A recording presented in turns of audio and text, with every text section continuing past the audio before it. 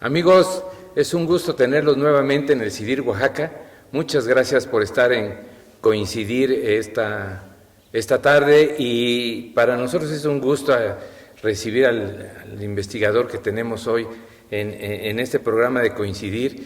Fíjense, lo conozco personalmente desde hace varios años y platicábamos hace un momento, justo antes de entrar a la entrevista, que el CIDIR se ha conformado por una especie de olas de compañeros que se han integrado durante los años a lo que es el CIDIR, y él llegó en una de esas olas, ¿no? Hace más o menos 25 años, 25 años. A mí me extraña que no tenga alas, creo que ya ecolocaliza, y yo creo que ya percibe con los bigotes cosas, ¿no? Nuestro invitado es biólogo de formación por la Universidad Nacional Autónoma de México, donde también obtuvo su maestría y su doctorado en ciencias, en biología. Es miembro del Sistema Nacional de Investigadores, jefe del Laboratorio de Vertebrados Terrestres aquí del CIDIR Oaxaca, responsable de la colección mastozoológica del CIDIR Oaxaca, miembro de la Asociación Mexicana de Mastozoología, de la cual también ha sido presidente, y para nosotros en Coincidir es un gusto recibir al doctor Miguel Ángel Virones Salas. Muchas gracias Manuel por la presentación y la invitación. Miguel, tratamos en Coincidir de hablar de la parte de los científicos, no de la parte técnica, sino de la parte personal y humana, pero creo que la gente sí necesita entender un poquito más. Cuando quieran ver el currículum del doctor, entren a la página del CIDIR y ahí lo van a ver, pero para que tengan una idea, solo voy a agarrar uno de tus artículos que viene ahí, dos, pero el primero es composición y actividad de la comunidad de murciélagos antropodívoros en parques eólicos en el trópico mexicano. Solo para introducción, Miguel, explícanos en muy breves palabras, ¿a qué te dedicas? Pues me dedico desde hace, como bien dijiste, 25 años que llegué yo al CIDIR a hacer investigación científica, particularmente con un grupo que me gusta mucho, con los mamíferos, particularmente del estado de Oaxaca. Desde hace 25 años hago investigación científica sobre dos líneas particulares, la ecología y la conservación de los mamíferos de Oaxaca. Entonces, básicamente esa es mi línea de investigación desde hace 25 años aproximadamente. Y muy rápidamente, ¿qué es el proyecto Sonosot? Sonosot es un proyecto, yo me atrevería a decir ejemplo a nivel nacional, porque es muy raro que de repente nos podamos conjuntar 2 o 3 investigadores. Aquí nos conjuntamos más de 100 investigadores a nivel nacional y pudimos hacer grabaciones de los murciélagos de todo el país, o de casi todo el país, ¿no? Entonces, fue un megaproyecto que nos financió la Comisión Nacional para el Conocimiento de la Biodiversidad, la CONABIO, y donde estuvimos involucrados pues alrededor de 100 investigadores, más alumnos, más gente voluntaria, y tenemos grabaciones yo me atrevería a decir, cerca del 75% de los murciélagos que ecolocalizan, que producen sonidos con el cual se ubican en el ambiente, ¿no? Ese es el proyecto Sonosot. Ya ven por qué ya ecolocaliza. Bueno, Miguel, vamos a regresar ahorita un poco más a tu trabajo como científico, pero platícanos cómo fue tu infancia, de dónde eres. ¿No eres de Oaxaca? Pues cuando yo llegué aquí, yo siempre presumía que era de la Ciudad de México. No me digas. Los últimos años, cuando platico en público, cuando platico con la gente, digo que soy oaxaqueño.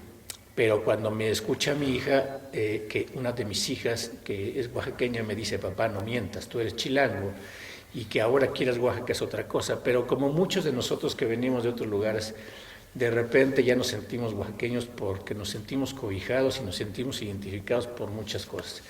Pero yo nací en la Ciudad de México hace muchos años, nomás para decirles, para no decir mi edad, pero ya me vacunaron. Sí, fue la primera ronda de vacunación. Ya me vacunaron, entonces hace muchos años nací en la Ciudad de México, por ahí muy cerca del bosque de Chapultepec, de la tercera sección del bosque de Chapultepec. Para los que no conocen, la Ciudad de México está en la salida hacia Toluca, en el poniente de la Ciudad de México, y era una zona de bosques, toda esa zona. Ahí nací, y nací en un sitio, ahí en Álvaro Obregón, en casa, porque mi mamá no quería visitar un hospital, entonces nací en mi casa, hace algunos años en la Ciudad de México. ¿Ahí pasaste toda tu infancia? Ahí yo creo que quizás soy todavía de las gentes que puede decir que disfrutó su infancia al 100%. Teníamos todo el bosque para jugar, todo el bosque para andar de vagos. Ahí aprendí pues muchas cosas. No teníamos recursos todavía en aquel entonces, o sea, era una casita muy abandonada, muy alejada. Teníamos que ir por agua lejos, o sea, no teníamos el agua en la casa, no teníamos drenaje, entonces teníamos que hacer uso de búsqueda de agua, de los desechos en otros lados. Entonces, yo creo que ahora las nuevas generaciones eso es muy difícil. Para los niños hoy estar en una letrina o acarrear agua, pues a lo mejor no les suena, pero para mí fue normal en mi infancia. Y entonces ahí, rodeado de bosque, iba a la escuela por las mañanas, llegaba a mi casa, cumplía con mis obligaciones. Mi mamá, mientras trabajaba, nos criaba mi abuelita, y entonces era una persona muy fuerte, muy dominante, que nos traía cortitos. Teníamos que cumplir con nuestras obligaciones. Entonces, para poder jugar, primero la tarea, niños, y después tú vas por el agua, tú haces esto y tú haces esto. Entonces, cumplíamos con nuestras tareas y teníamos toda la tarde para andar en toda la colonia. O sea, un área amplísima. No teníamos temores de vehículos, no teníamos temor de que nos fueran a secuestrar, que nos fueran a asaltar. O sea, fue una infancia riquísima. Me dices que tenías el bosque, y no logro concebir el bosque, bueno, obviamente el bosque de Chapultepec, pero no logro concebir el bosque en la Ciudad de México, y que tú jugaras en un bosque en la Ciudad de México. Todo lo que es el poniente, en la delegación Álvaro Obregón, es igual para los que no conocen la Ciudad de México. Álvaro Obregón es una zona de barrancas en donde estas se formaron principalmente por el escurrimiento de las montañas que están hacia el poniente, todo lo que es la parte alta de Toluca y demás, la parte de Lerma, Santiago y demás, que hoy abastece de agua a la Ciudad de México. Pues estas barrancas se forman, entonces había mucha humedad, había mucho bosque, había muchas áreas de pino, había también zonas de eucalipto, recuerdo muchos pequeños manchones de eucalipto, de pirú. Entonces ahí andábamos entre la hierba, jugando con los frutitos de muchas plantas, comiéndolos sin saber que podían ser tóxicos, pero ahí estaba nuestra diversión prácticamente, ¿no? Oye, Miguel, ¿y tu adolescencia ocurre también en la Ciudad de México? Mi adolescencia también la pasé en la Ciudad de México, también en ese mismo lugar, con muchos cambios, por supuesto. Digamos que ya hay más urbanización, se empieza a construir desviaciones para entrar a la carretera que llevaría a Toluca. Se construye ya lo que es la tercera sección del bosque de Chapultepec, en mi adolescencia y juventud. Entonces, pues nos empieza a restringir nuestra área de actividad de juego. Cuando empezaron a construir, yo recuerdo, tengo anécdotas de mi adolescencia y mi juventud, cuando estaban construyendo la tercera sección de Chapultepec, como es una zona de barrancas, pues habíamos caminos con mucha pendiente, y nosotros pues inventamos los carritos con llantitas de valeros, porque pues, los conseguíamos como podíamos, no teníamos dinero, todos crecí en una zona pobre, marginada, no teníamos dinero, entonces conseguíamos los valeros para ponerle de llantitas a las tablas, y nos íbamos a la tercera sección de Chapultepec a lanzarnos desde la parte más alta hasta abajo. Hubimos varios accidentados, por supuesto, pero era parte del juego, de la diversión, nada que no pasara de un vendaje, de una cicatrización, que por cierto mi hermano tiene una bastante grande, yo iba conduciendo, pero finalmente era parte de la diversión todo esto, ¿no? ¿Cuántos hermanos eran, Miguel? Somos 3, yo soy el mayor y tengo 2, una hermana que me sigue y un hermano menor. ¿Tú estudiaste la preparatoria en la UNAM? En la Ciudad de México, en el Colegio de Ciencias y Humanidades, en el Plantel Sur, en San Ángel. Miguel, ¿en qué momento decides ser biólogo? Híjole, yo creo, regresando a mi infancia, yo me acuerdo mucho de mi papá, nos llevaba mucho, a él le gusta mucho la jardinería.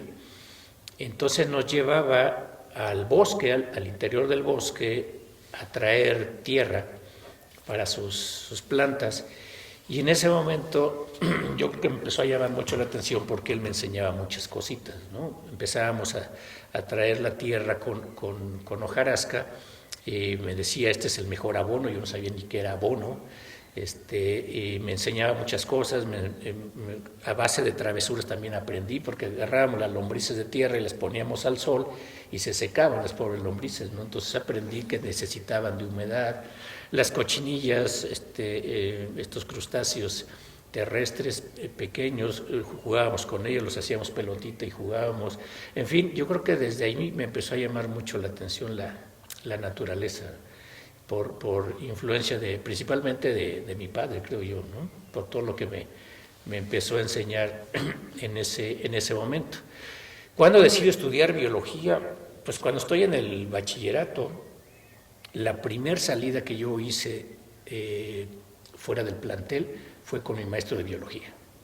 Y entonces nos llevó, además nos llevó a la guerra, nos llevó a Teocelo, Veracruz, a un bosque mesófilo de montaña. Y entonces nos pusimos buenas enlodadas, mojadas, pero yo creo que ahí aprendí que eso es lo que me gustaba.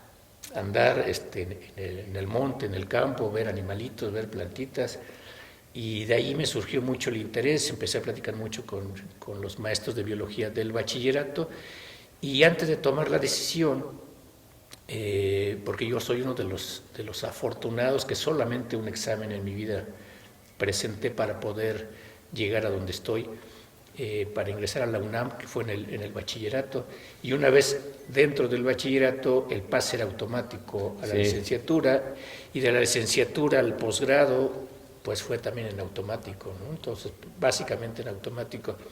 Entonces en el bachillerato ahí, al momento de seleccionar la carrera, a elegir, no tenía yo la menor duda que quería estudiar biología.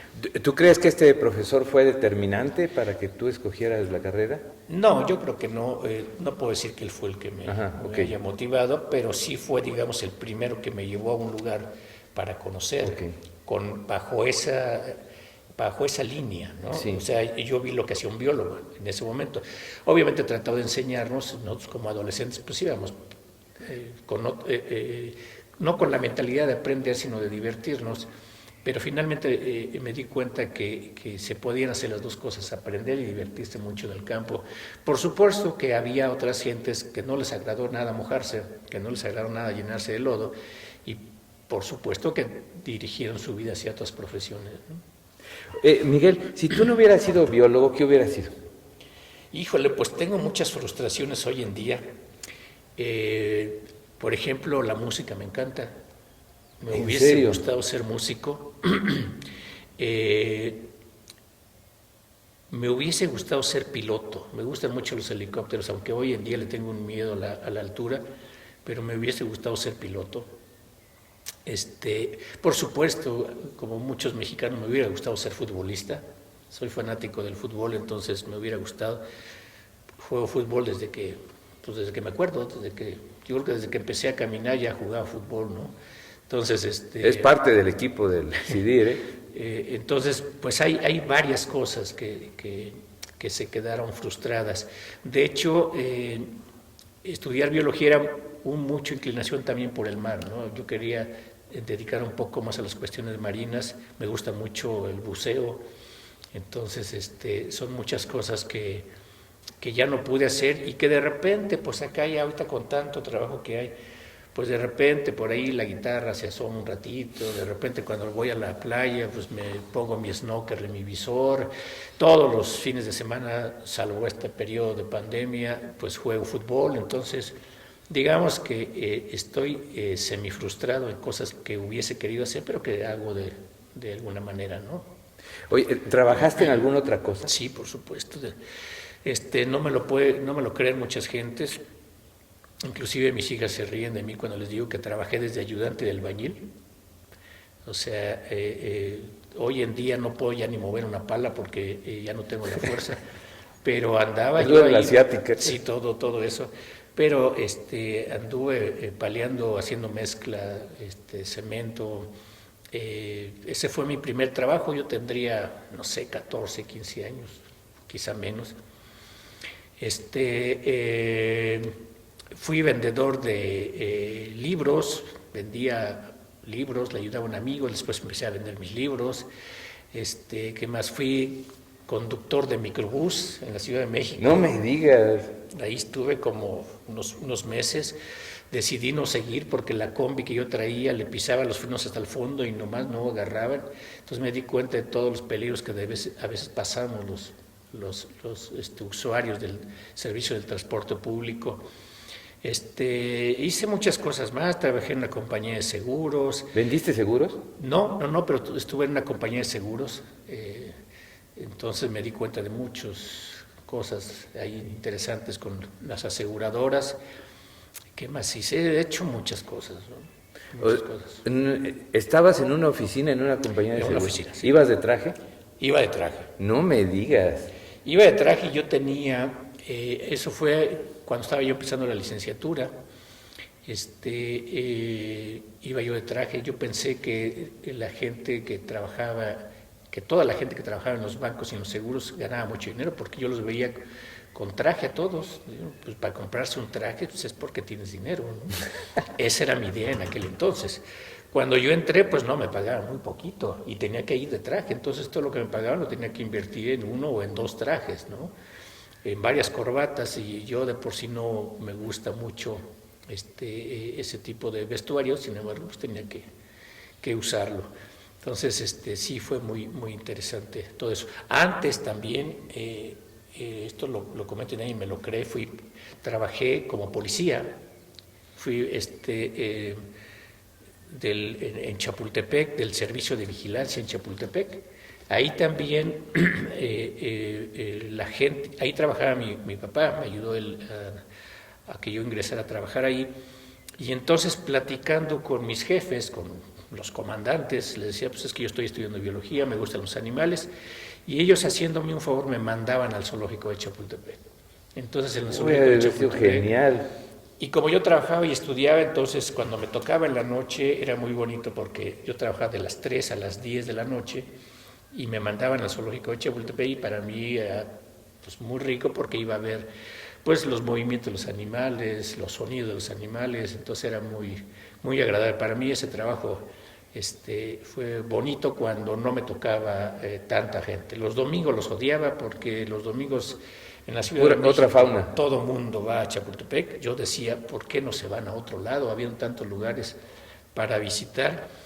Chapultepec era de lo más visitado, es de lo más visitado, sí. Uno de los parques urbanos en el mundo más visitado. Entonces, sí era muy pesado los domingos, para mí era sumamente pesado, pero los demás días entre semana era relativamente más. Es como estar en la película de Una noche en el museo, ¿no? Más o menos. Yo creo que sí. Oye, Miguel, ¿cuál podrías decir que es tu pasión? ¿Qué es lo que te apasiona hacer? Hoy en día, yo creo que vamos teniendo etapas en la vida también. Sí, ¿no? Sí, seguramente. Seguimos teniendo etapas. Yo creo que mi primer pasión han sido mis hijas. Okay. O sea, disfrutarlas, pelearme con ellas, saber lo que hacen, que se burlen de mí, que me cuestionen, que me critiquen, que me tengan que comer su comida La que dejaron. Bueno, eso desde bebés, ¿no? O sea, está la anécdota esta de que las mamás se comen las sobras de los hijos, no es cierto. No. Después de la mamá sigue el perro y después sigue el papá, ¿no? Entonces, nos comemos la sobra, pero yo creo que esa es mi pasión, estar con ellas, divertirme, oírlas, ver sus enojos, o sea, yo creo que es eso. Y después de eso, pues mi trabajo. ¿Y los novios? Las novias. Los novios de ellas. No, fíjate que no han sido tan novieros. Y también son etapas. Al principio yo era muy celoso. Hoy en día, y dada la situación que vivimos, yo digo, ojalá tengan novio, ojalá estén acompañadas, porque la seguridad que tenemos es bastante mala, ¿no? Entonces yo prefiero verlas acompañadas que verlas solas caminando en la calle. Entonces, para mí, yo creo que ahorita en esta etapa de mi vida, eso es muy bueno, ¿no? No hablamos mucho de eso. Son muy discretos. Fin del tema. Son muy discretos en ese tema. Oye, Miguel, ¿qué te sorprende en la vida? Ay, me sorprenden tantas cosas. Por ejemplo, ahorita las elecciones me sorprende gente que se envicia con ese tipo de, yo le llamaría negocios. Me sorprende que gente que no tiene capacidad para hacer ciertas tareas las sigue intentando hacer o diciendo que las hace, y no solamente en cuestiones políticas, en todos los medios me sorprende que haya gente tratando de hacer investigación cuando no puede o cuando no tiene la vocación, pero así en todos, ¿no? En todo. Hay músicos que pues, regresando un poco a la música, hay músicos que pues con todo respeto, pues no creo que sea. ¿Eso te enoja? Yo creo que no me enoja, más bien eso nos sirve para tener una pauta de comparación y para poder opinar, ¿no? O sea, uno debe opinar teniendo todo el bagaje de condiciones. Si conoces un buen músico versus un mal músico, bueno, pues ya tienes un patrón de comparación. Ajá, ¿no? okay. No podrías quedarte con una de las orillas, y así en todos los sentidos. Oye, ¿a quién te hubiera gustado conocer? A muchas gentes. Yo soñando muchas veces como niño, no como persona, pero me hubiese mucho haber conocido eras geológicas pasadas, vivir en alguna era geológica pasada y conocer alguna de las especies que hoy ya no vivimos. Entonces, eso me hubiera gustado mucho viajar con Darwin. Ir, conocer, oír cómo era un naturalista de esa época, me hubiera encantado muchísimo, ¿no? Y hoy en día hay muchos investigadores que yo admiro y respeto mucho. Hace algunos años conocí al doctor Fleming, que se dedica a trabajar mucho con murciélagos, y la verdad es que es fabuloso conocer a la gente, ¿no? Oír sus historias, pues es impresionante, y de esa manera conoce y aprende uno mucho, ¿no? Entonces, yo creo que muchas gentes en la música, híjole, pues, no sé, a lo mejor Agustín Lara me hubiera gustado conocerlo y conocer su mentalidad para escribir, ¿no? Oír de dónde nacían esas canciones. A otra persona que me hubiera gustado también, hablando de la música popular mexicana, se me fue su nombre. Cántalo, si no te acuerdas. De Caminos de Guanajuato. José Alfredo. José Alfredo Jiménez. Porque lo que yo he leído de José Alfredo es que era una persona que le dolía tanto su vida que de repente en las cantinas se ponía a escribir las canciones. Me imagino a José Alfredo bebiendo tequila, pensando en voz alta y escribiendo las canciones, ¿no? Eso no me lo crean mucho, por simples anécdotas que he oído. Otro artista que yo admiro mucho, que me hubiese gustado conocer también, es a Pedro Infante. Me hubiera encantado conocerlo también. Mi familia, mi padre y mis tíos, que tuvieron mucho acercamiento a él, me hablan tantas cosas del legado de él, que me hubiera encantado sentarme a platicar un ratito con él, ¿no? No, es que si ustedes hubieran, yo he tenido la suerte de estar con el doctor Briones en trabajos de campo o en reuniones se quieren decidir, y en verdad que apenas te estoy conociendo después de 25 años, esa parte no la sabíamos. Será porque de repente estamos tan metidos en nuestra vida laboral, nuestra vida académica, que de repente la parte humana la vamos abandonando, y yo creo que de repente es bien cierto que hay que conocer al humano, ¿no? Antes que al trabajador, y de repente uno puede decir, es que este cuate anda siempre de mal carácter o siempre anda sonriendo, y a veces uno no sabe lo que trae dentro. ¿No? ¿Hay algo que te ponga triste, Miguel? Pues sí, la salud de la gente. Sí, creo que no me gusta ver a la gente sufrir cuando está enferma. Si algo quisiera yo es morir quizá ya, o sea, teniendo esta salud mental, esta salud física, creo que tengo una buena salud física y mental.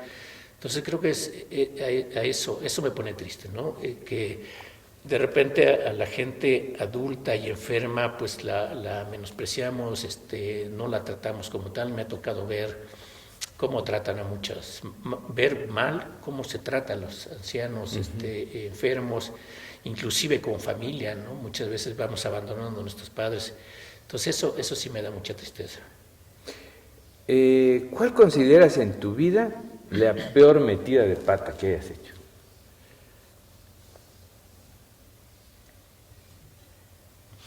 Híjole, pues son varias, no las voy a decir para no autoquemarme, pero yo creo que han sido varias, pero yo creo que así tampoco tan graves, ¿no? Okay. O sea, yo creo que no podré decir, hice esto que me arrepiento y me voy a arrepentir toda la vida porque la regué. No, yo creo que de repente cometemos indiscreciones o decimos a veces palabras que no son la intención y a veces se malinterpretan, o a veces lo decimos sin pensarlo. Entonces yo creo que es muy cierto que antes de hablar hay que pensar las cosas, pero de repente está uno en la dinámica de cosas. Seguramente en esta plática a lo mejor voy a decir algo que no quería decir o que no lo estoy diciendo con esa intención. Entonces yo creo que a veces sí he cometido esos pecadillos, ¿no? De decir cosas que no son mi intención, pero que la riego. A veces se me sale decir cosas que no debía haber dicho. A veces hay que ser discretos en ciertas cosas, pero de repente no podemos estar toda la vida cuidándonos también, entonces se nos escapa, ¿no? Yo creo que esos han sido errores comunes que todos tenemos, pero algo grande que yo puedo decir me arrepiento, pues no, creo que no. ¿Alguna vez fue problema para ti no haber sido guapo? Fíjate que desde que yo era niño, mi abuelo paterno, y eso es muy común, me decía, hijo, los hombres tenemos que ser feos, fuertes y formales, que es lo que dicen hoy en día, ¿no? Bueno, no sé si, si las generaciones hoy en día digan eso, pero a mí mi abuelito me decía, o sea, tú tienes que ser feo, pero tienes que ser fuerte y tienes que ser formal. Y me decía, mi abuelito siempre me daba consejos, por mencionar solamente dos, jamás dejes que la chica con la que vayas, tu pareja, compañera, esposa, lo que sea, se esfuerce por ti. Hazlo tú, abre la puerta tú del coche, trata siempre de pagar tú. Esa fue una cosa. Otra cosa que me acuerdo, me decía, siempre que camines con una dama en la calle, tú tienes que caminar en la parte externa, o sea, todo el manual de Carreño. Y la dama tiene que ir en medio, protegido de la pared y por ti. Y así muchas cosas. Entonces, ya no me acuerdo cuál era la pregunta. Que si ha sido para ti problema el ser feo. A ver, entonces, no haber sido guapo, más bien. No, yo creo que no. También ya ves que hay el dicho de que los feos somos más suertudos que los guapos. Entonces, yo creo que eso no. Y además yo siempre he pensado que eso háganlo meme, que la belleza no solamente es la que vemos, ¿no? Sí es la que al principio nos atrae, nos llama la atención, de la que generalmente todo el mundo vemos primero que nada, ¿no? Pero hay otro tipo de guapuras o de bellezas en la gente. Quisiera que platicáramos un poquito de algunos aspectos de ciencia, no propiamente de las actividades cotidianas, sino de qué opinamos. ¿Qué imagen crees que la sociedad tiene en este momento, en estos tiempos, de la ciencia y de los científicos? Híjole, pues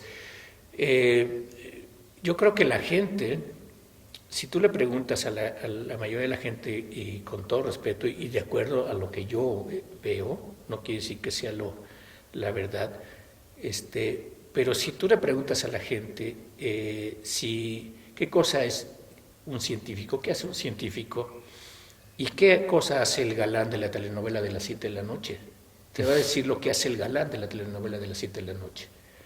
¿Por qué? Porque estamos más preocupados en difundir lo que más se vende, y está bien, es parte del negocio, del trabajo de estas personas, y a los científicos pues hay poca difusión de lo que en realidad hacemos, ¿no? Entonces, yo creo que ahí en parte también nosotros tenemos la culpa, porque los artistas de telenovelas, voy a poner nada más ese ejemplo, aunque podría poner más, pues se saben vender, se saben cotizar, saben hacer su trabajo, y parte de su trabajo es ese precisamente, ¿no? La presencia ante el público. Lo de nosotros no, lo de nosotros es, en el caso particular de la ciencia, de las ciencias biológicas, es mucho trabajar en el campo, es mucho trabajar en un laboratorio, es mucho trabajar con colegas.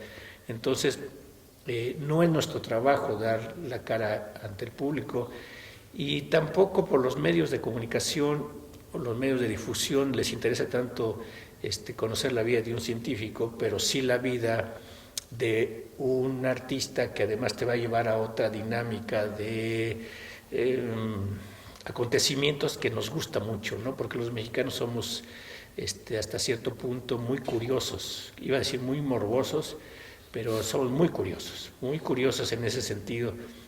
A mí me divierte más, me entretiene más conocer la vida del actor fulanito de tal que del científico que está generando la vacuna para el COVID. ¿No? A mí qué me importa esa persona. Sí, veía en las redes sociales que la serie Cosmos tiene 2 temporadas. Los reality show de una familia de Estados Unidos creo que tiene 40 temporadas, entonces ahí está la proporción en la que nos ve. Así es. Miguel, ¿tú crees que la ciencia debe ser disruptiva? ¿A qué te refieres con disruptivo? Eso? Romper los esquemas establecidos, por decirlo de una manera simple. Porque somos muy metódicos en la ciencia.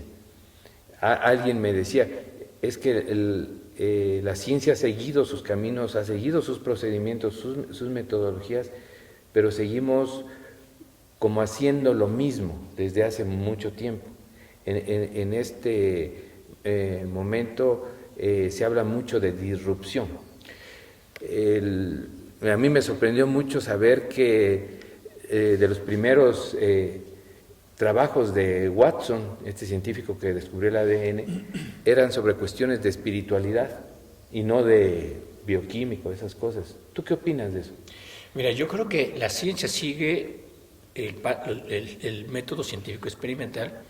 Desde los primeros libros que yo leí de biología, cuando empecé a estudiar biología, o sea, a los de hoy en día, siguen hablando del método científico experimental de la misma manera. Ok.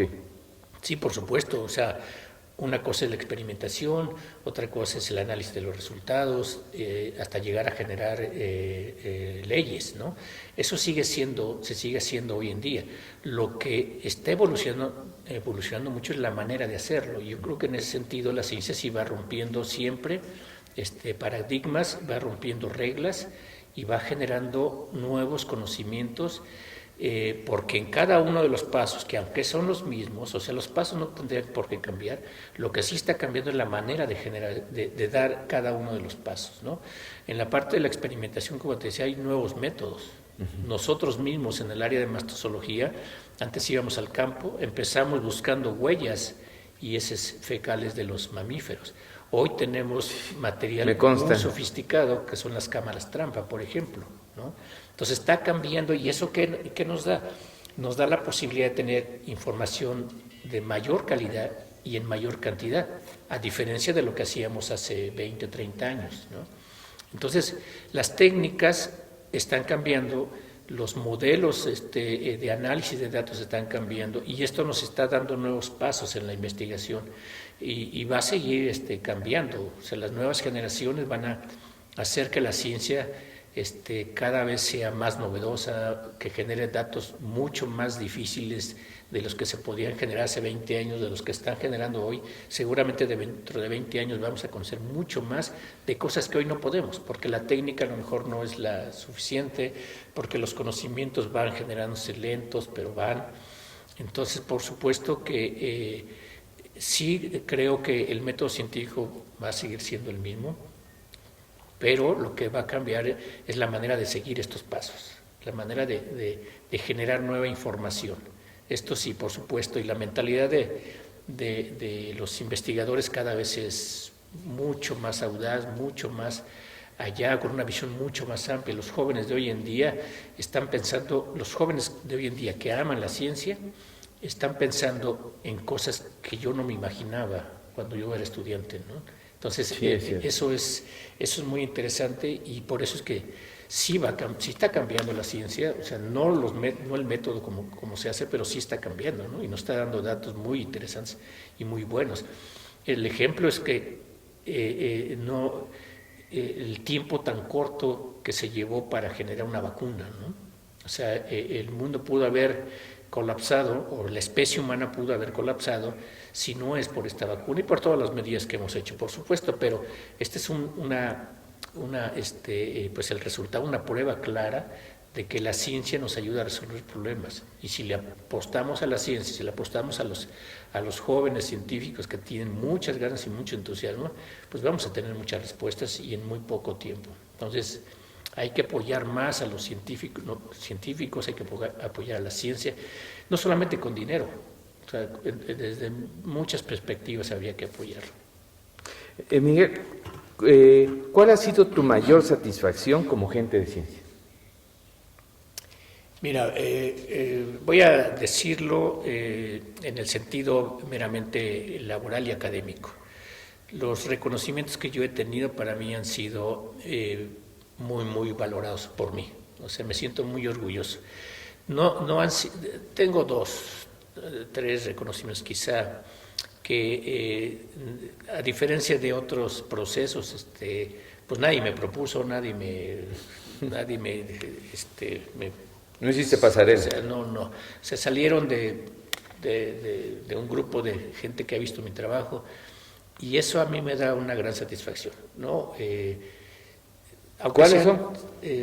Pues aquí tuve un reconocimiento por el Patrimonio Cultural de Oaxaca, un premio al mérito ecológico del gobierno federal y un premio que me da la Asociación Mexicana de Mastozología, ¿no? Son 3 reconocimientos que, si bien a lo mejor no tienen mucho peso, para mí sí lo tienen, ¿no? Okay. Porque es gente que yo no se los pedí, ni nadie me propuso, que salió del conjunto de gentes que han visto mi trabajo.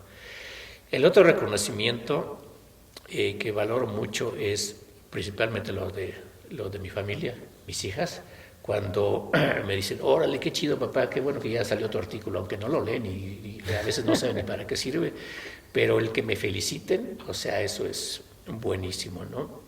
Y por supuesto que los demás miembros de mi familia y pues mis amigos, porque siempre hay amigos que dicen, órale, qué bien, qué bueno que salió otro artículo tuyo, qué bueno que estás en el SNI, qué bueno que, o sea, ese tipo de cosas son muy ricas porque te ayudan a seguir trabajando. Que quisiera un reconocimiento de la gente, de la sociedad, pero no un documento, no un papel, no una medalla, no un premio. O sea, me gustaría que lo que hacemos, que lo que yo hago pudiera llegar a la gente y que lo pudiera leer y usarlo, ¿no? Conocer a los murciélagos, conocer a los jaguares, conocer a los venados, que sepa la importancia que tienen los animales en el ecosistema, que no le ande tirando a los pájaros con las resorteras, que no ande correteando a los conejos. Cuando la gente lea o sepa de lo que hacemos o de lo que hago particularmente, se me va a dar mucho gusto. Por lo pronto, hay que buscar otros caminos para que esta información llegue a la gente, ¿no? Ok, gracias Miguel. Fíjate que hay muchas preguntas que no sabíamos cómo incluirlos en esta entrevista, algunas de ellas no sabíamos en qué sección acomodarlas, por lo cual dijimos, tiene que haber algunas preguntas sorpresa.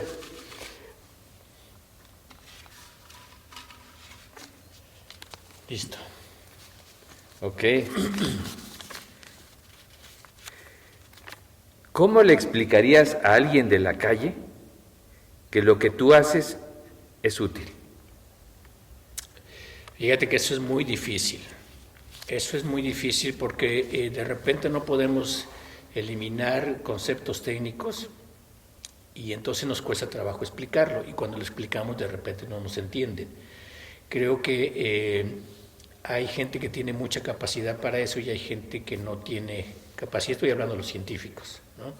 Hay gente que tiene más capacidad para poder transmitir información a diferentes niveles sociales y académicos y hay gente que no podemos, ¿no? Que nos cuesta un poco más de trabajo.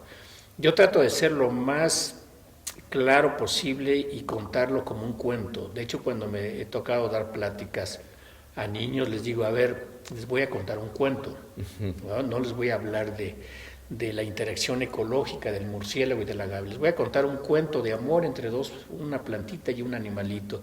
Y entonces trato de ser lo más claro posible, con este lenguaje más claro, más coloquial, para que pueda entenderme la gente, ¿no? Ahora estamos hablando de la gente en la calle, puedo encontrarme un abogado, puedo encontrarme un contador, puedo encontrarme un vendedor de chicles, puedo encontrarme a alguien que no ha ido a la escuela jamás en su vida o alguien que tiene un posgrado. Entonces también depende, ¿no? Es complicado, es difícil, es muy difícil.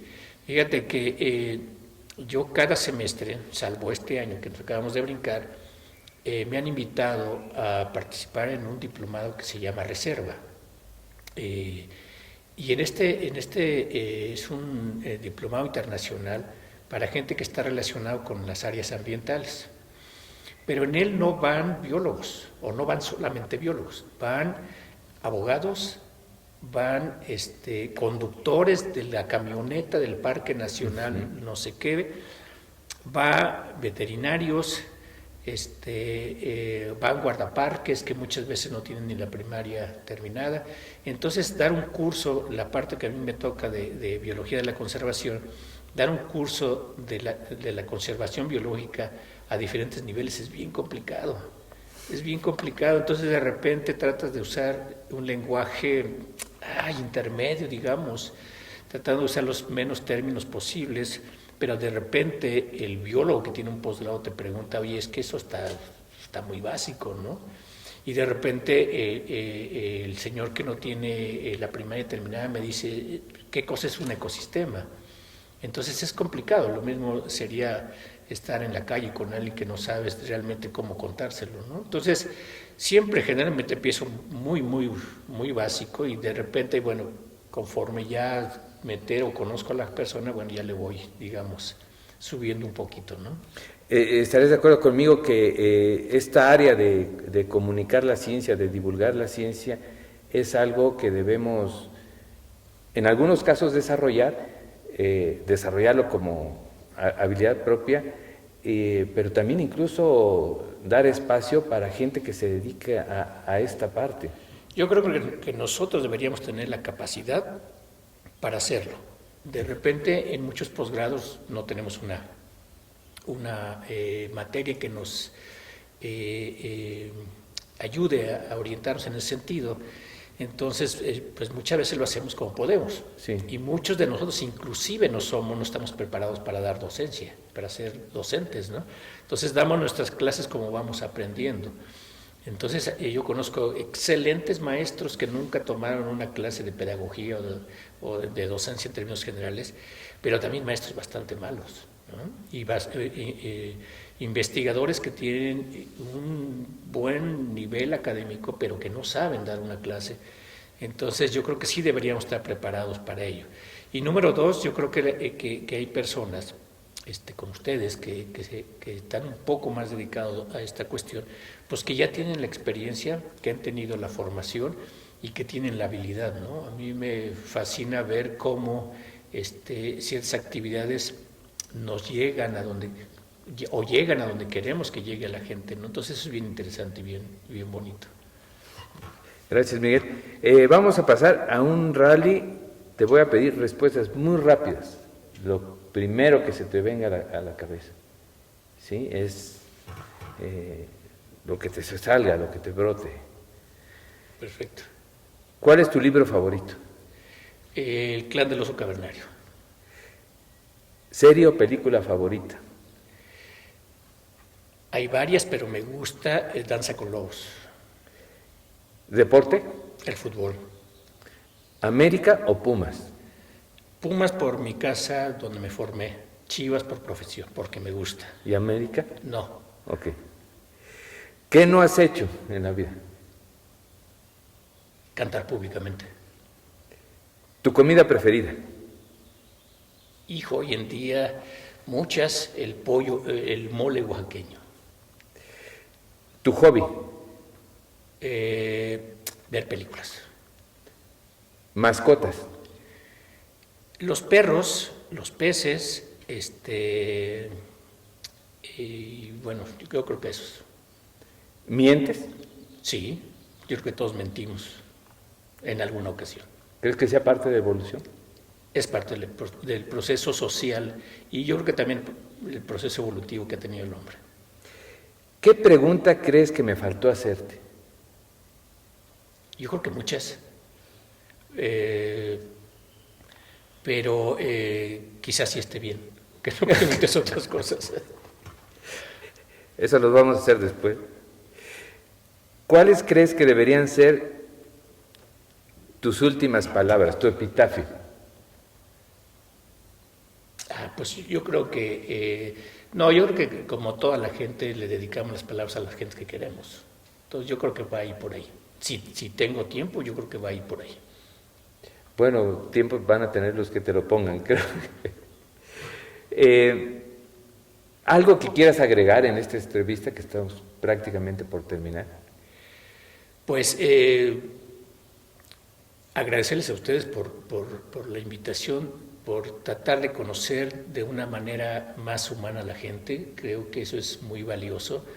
Insisto, de repente uno no entiende por qué es tan buen investigador o por qué es un investigador que no ha crecido o por qué es un investigador malo, ¿no? Muchas veces, y no es que sea malo, de repente no podemos desarrollar todo lo que quisiéramos hacer, pero no porque no queramos o no tengamos la capacidad, sino muchas veces porque no podemos, ¿no?